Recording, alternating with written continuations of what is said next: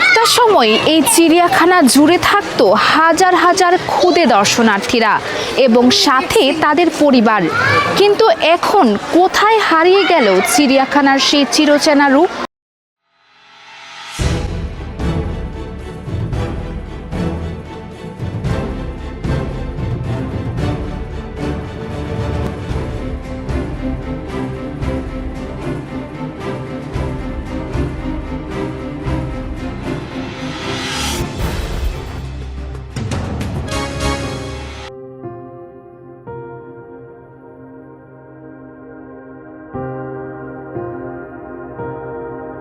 চিড়িয়াখানা মানেই হলো নানান রকমের প্রাণীদের বিচরণ, কিন্তু সেই প্রাণীরও যদি কমতি থাকে তাহলে দর্শনার্থী তো কমবেই।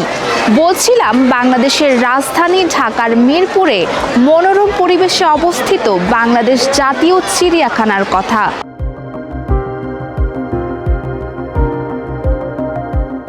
একটা সময় এই চিড়িয়াখানা জুড়ে থাকতো হাজার হাজার ক্ষুদে দর্শনার্থীরা এবং সাথে তাদের পরিবার। কিন্তু এখন কোথায় হারিয়ে গেল চিড়িয়াখানার সেই চিরচেনা রূপ?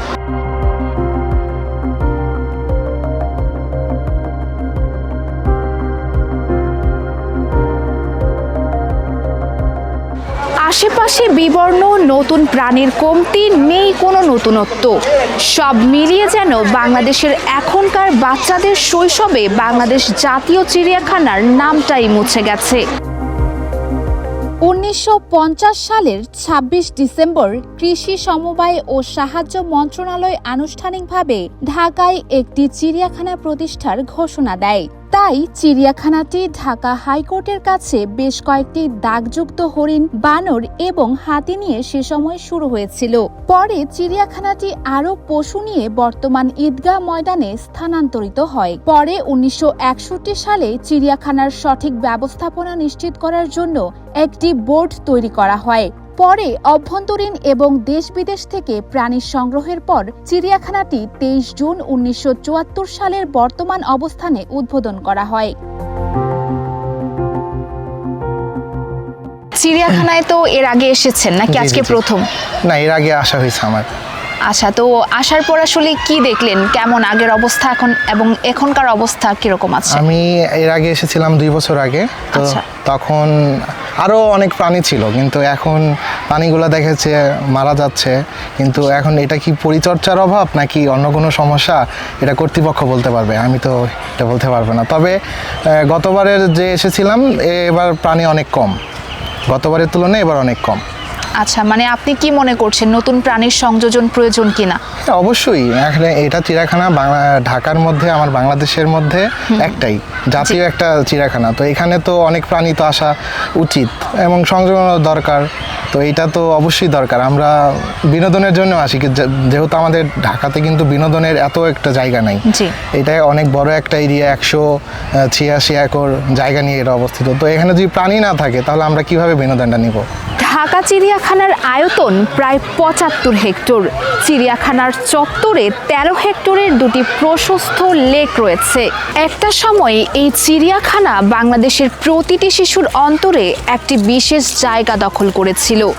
তারা পরিবারের কাছে ছুটির দিনে বায়না করত চিড়িয়াখানায় যাবে বলে। কিন্তু বর্তমানে চিড়িয়াখানায় নতুন কোনো সংযোজন না থাকার ফলে এবং ভিডিওতে এবং 3D গেমে নানান রকমের পশু পাখি দেখার সহজলভ্যতার কারণে শিশুরা চিড়িয়াখানায় আসার আগ্রহ হারিয়ে ফেলেছে।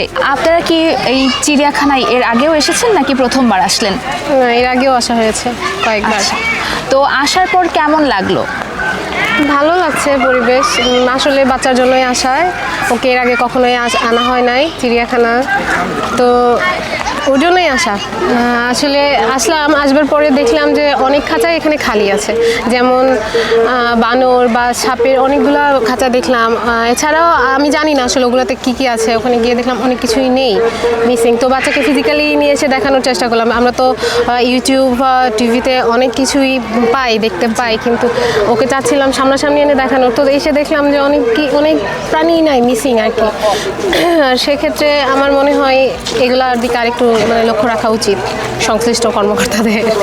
প্রাণীগুলো আরেকটু বাড়াতে পারলে ভালো হয়, কারণ অনেক খাঁচা খালি দেখলাম, যেমন বানর, আরও অনেক কিছু পাখি টাখির খাঁচাগুলো ফাঁকা দেখলাম।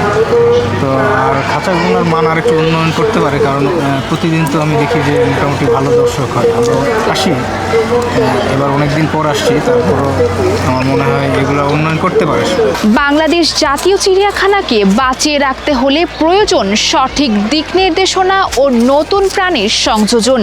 তার পাশাপাশি অভিভাবকদের উচিত তার বাচ্চাদেরকে এই সকল প্রাকৃতিক পরিবেশে নিয়ে এসে নতুন সকল প্রাণীর সাথে পরিচয় করিয়ে দেওয়া। আর এখনোই যদি চিড়িয়াখানা কর্তৃপক্ষ এই সকল দিকে নজর না দেয়, তাহলে অচিরেই ধ্বংসের মুখে পতিত হবে বাংলাদেশ জাতীয় চিড়িয়াখানা।